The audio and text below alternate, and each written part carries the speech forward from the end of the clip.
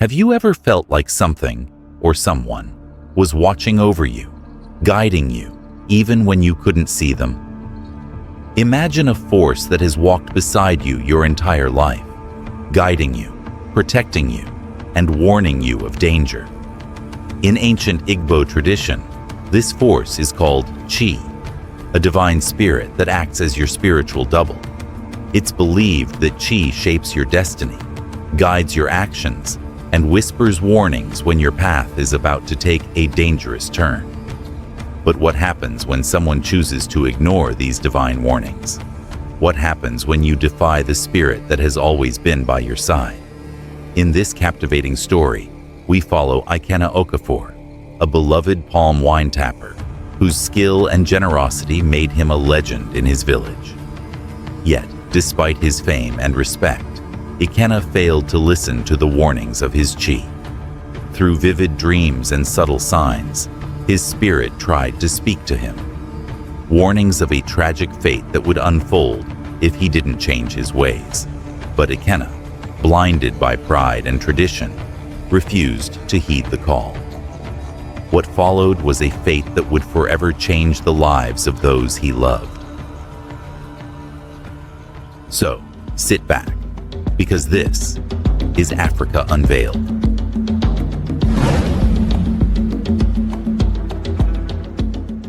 Before we dive in, I know many of you are watching from around the world, united by a love for Africa.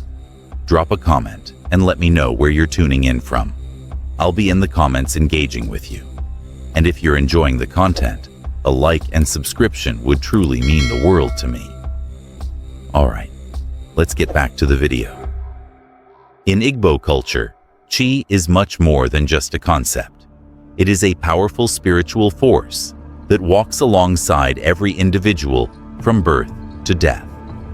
Often referred to as a person's divine double, Chi represents one's destiny, fate, and the guiding hand of the ancestors.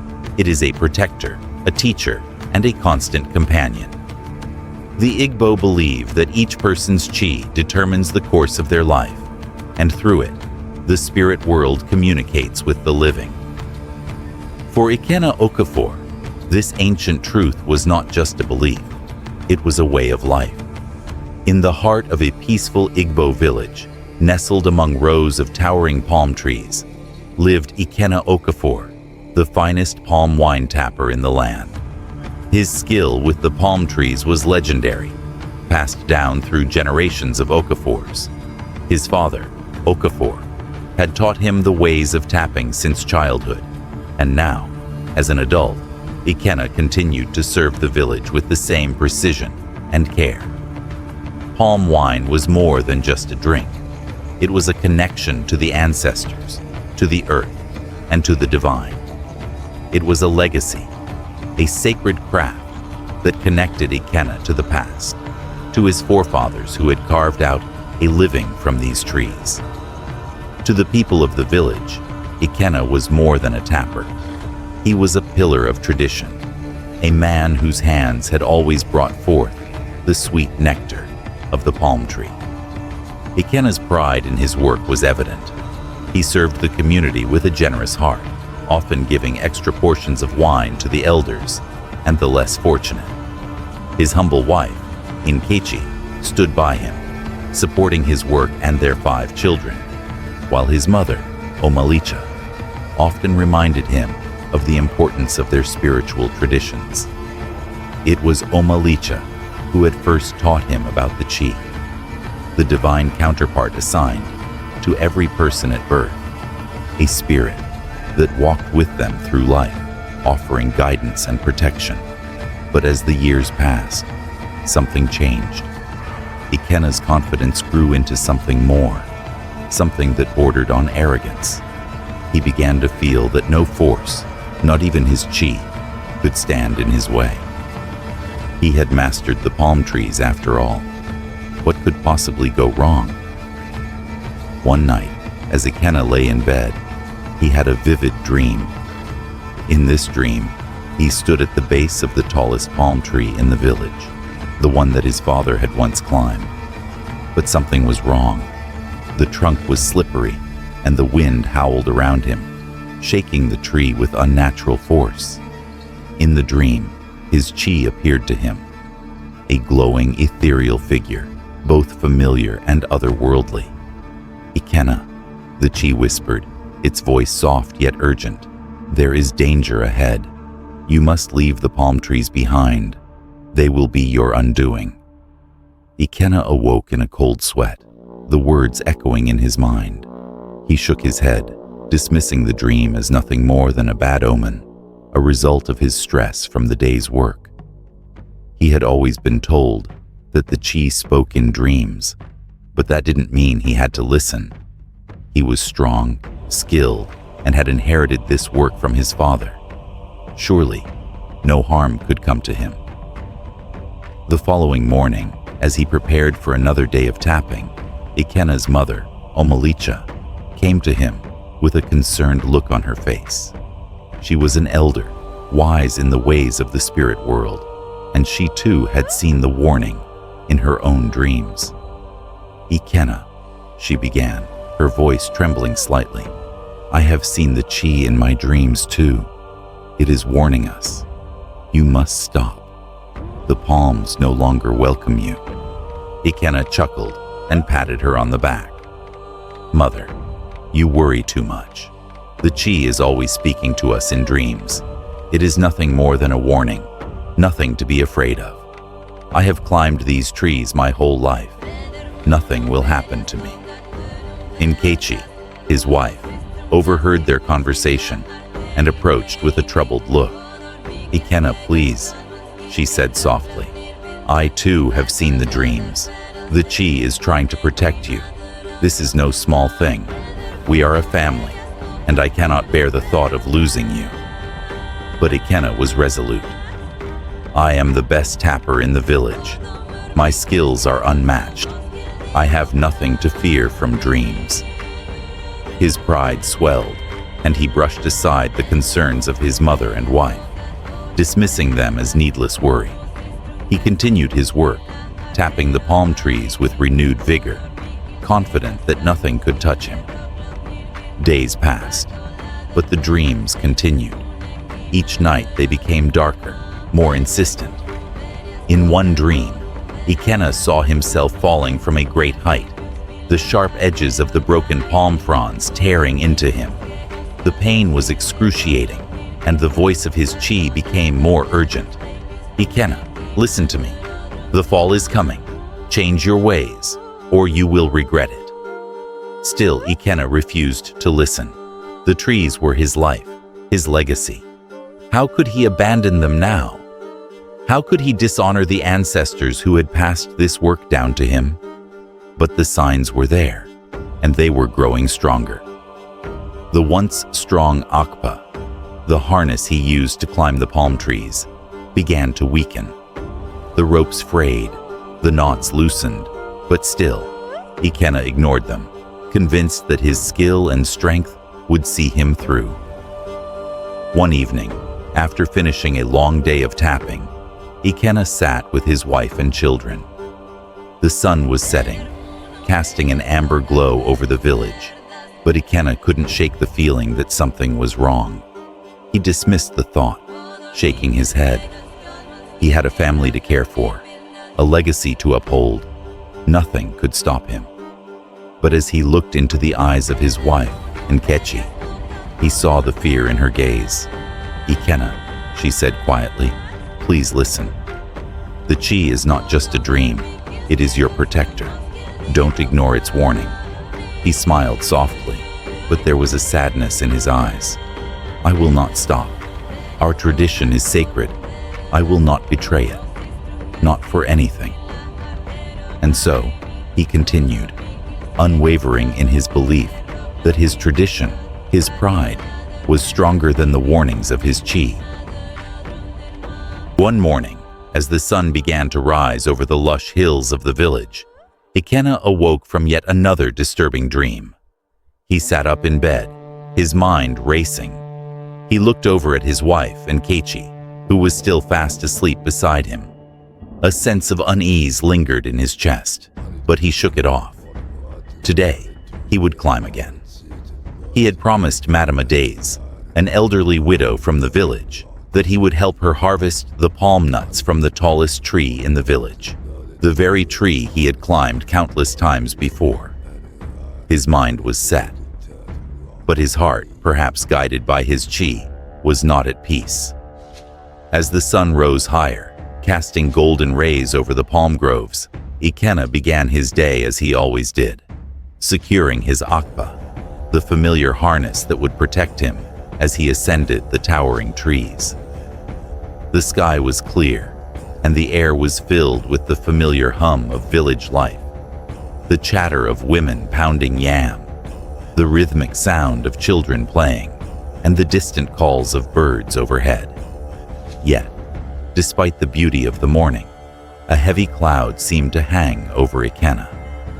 His wife, Nkechi, noticed it immediately. She had always been attuned to the subtle shifts in her husband's mood, and this morning, there was an undeniable tension in the air. She sat up from their bed, her face etched with concern. "Ikenna," she called softly, her voice gentle yet firm, "I have had the dream again." Ikenna paused in his preparation, the familiar sound of the palm wine container clinking in his hands, faltering for a moment. "The dream?" he repeated, a faint smile tugging at his lips, though it didn't reach his eyes. "You've had this dream too many times, Nkechi. It means nothing." But Nkechi shook her head, her expression one of quiet worry. "The spirits are trying to speak to us, my love. This is not the first time, and it is not just my dream. It is yours as well." Ikenna, who had spent most of his life dismissing such warnings, laughed softly. "You know I cannot leave the palm trees. They are the legacy of my father, my grandfather, and all the men before us. This is my life, Nkechi. I cannot abandon it because of dreams." She stood up, her hand reaching for his.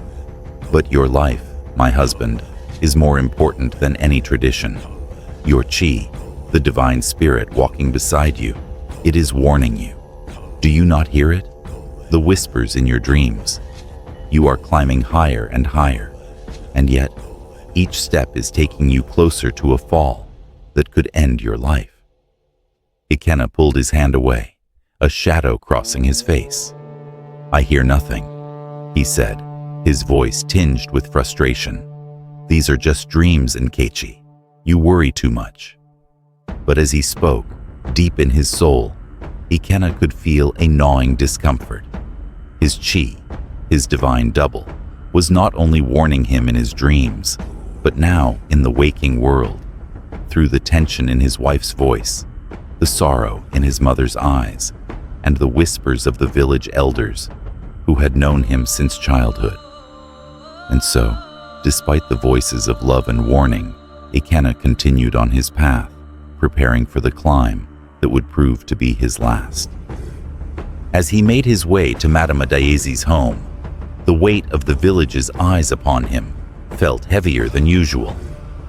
People greeted him as always, with smiles and respect, but the air seemed thick with a sense of foreboding. It was as though even the earth itself was trying to speak to him, urging him to turn back. But Ikenna pressed forward. He could not allow himself to be swayed by superstition or fear.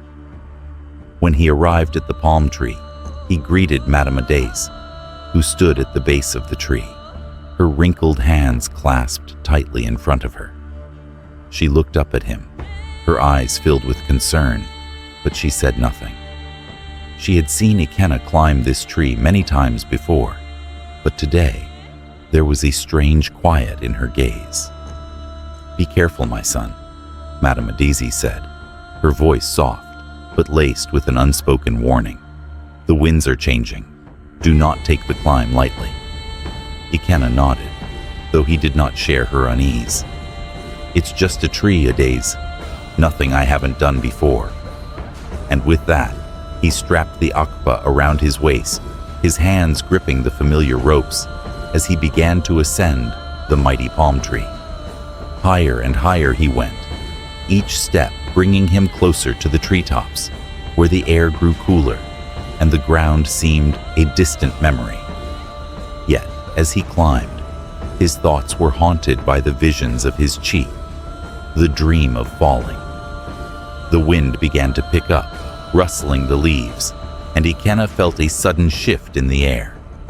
The rope around his waist, the akpa, felt less secure than usual, and he paused, glancing down at the frayed ends. His chi appeared again, but this time it was not just in his mind. It was before him, a replica of him, glowing with an otherworldly light.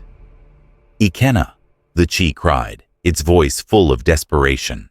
"You are standing at the edge. Do not ignore me. The fall will come. The ancestors will not protect you if you continue down this path. You must leave the palm trees behind and consider other sources of livelihood." For the first time, Ikenna hesitated.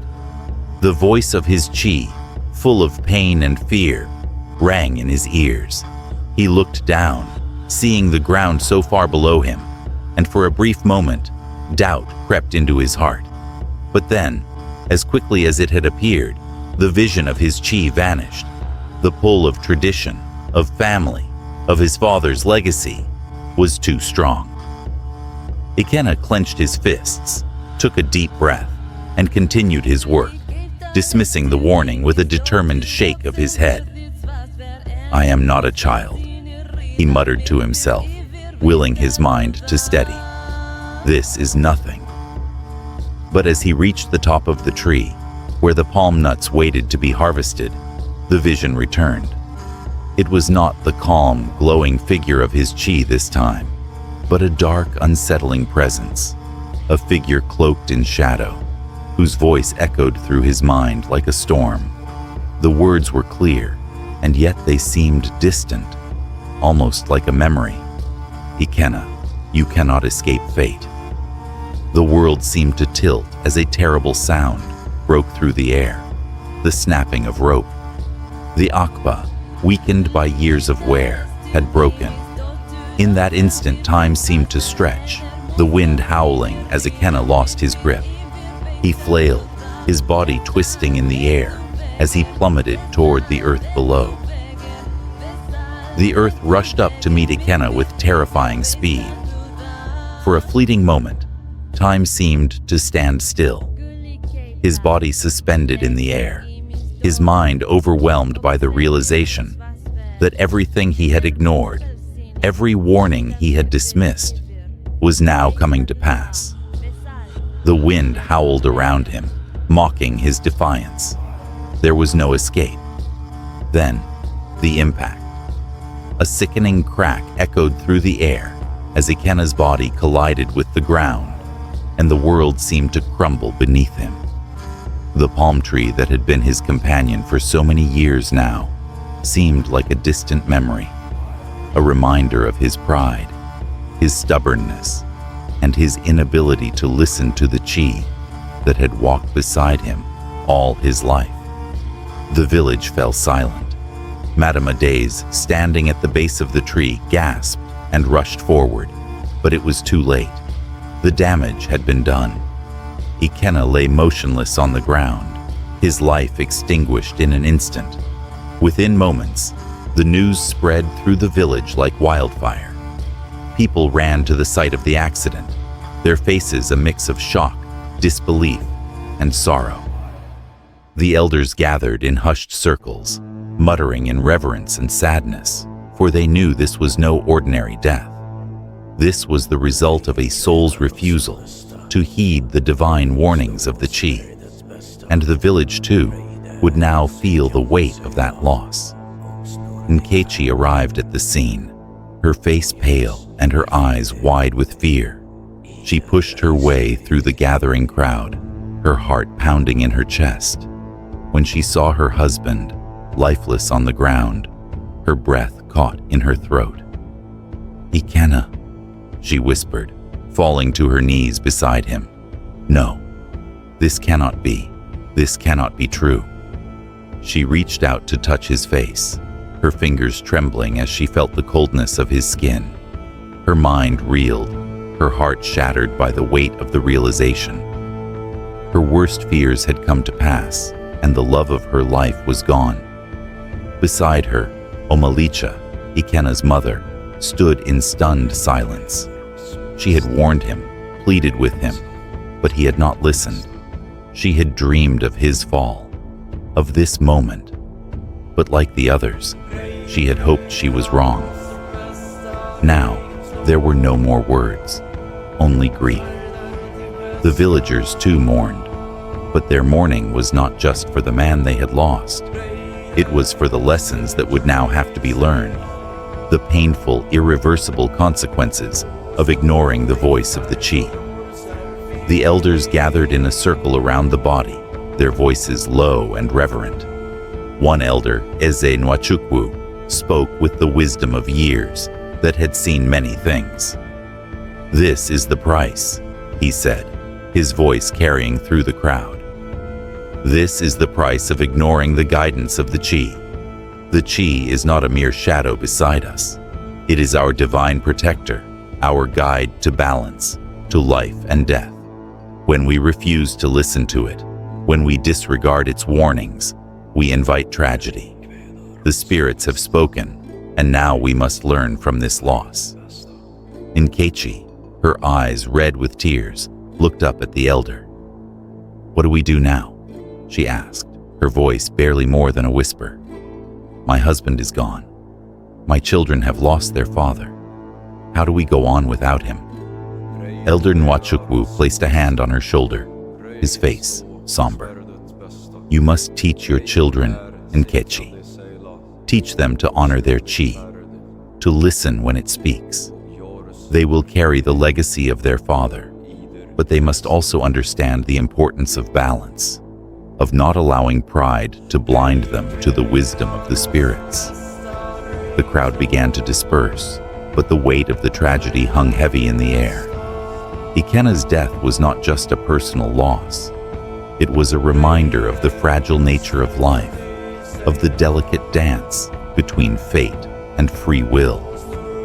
His fall from the palm tree had not been an accident.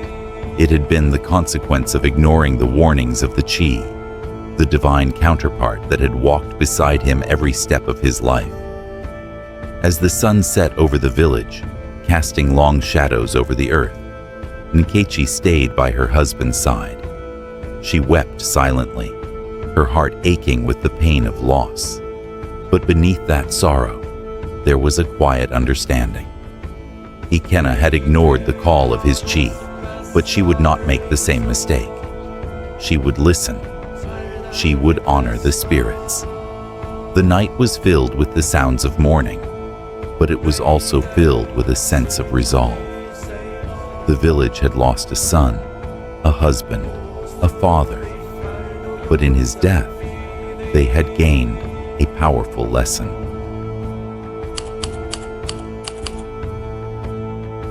In Igbo culture, Chi is not just a divine protector, but a personal spiritual counterpart that guides a person's destiny from birth to death.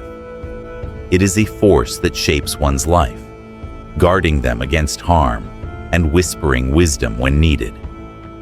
To ignore the Chi is to stray from the natural order and deny the divine connection that exists between the mortal and the spiritual. Ikenna's fall was not just the result of his defiance, but a consequence of failing to honor this connection. His story serves as a reminder that pride, though often linked to tradition, can cloud our ability to listen to the divine forces that guide us. Chi does not command, but it protects and guides. Ignoring it invites chaos and misfortune. For the villagers, Ikenna's death became a cautionary tale about the cost of ignoring the divine order. It taught them that no matter how skilled or proud one might be, we are all vulnerable to the forces of fate. Ikenna's legacy is no longer about the palm wine he tapped, but about the lessons he left behind, the importance of humility, the need to listen to spiritual guidance, and the understanding that tradition must be respected with reverence. not arrogance. Ikenna's fall reminds us that while we are all guided by our chi, we must also recognize our place in the greater universe, where every step is intertwined with the forces of destiny and spirit. Pride can blind us to wisdom, but listening to the divine, no matter how subtle the guidance, is the true path to strength. As we reflect on the story of Ikenna Okafor, think about your own life. Are there moments where you've ignored guidance, or where pride has clouded your judgment? Which African mythologies would you like to hear more about? Comment below and let me know. Don't forget to like and subscribe for more stories from the rich world of African mythology.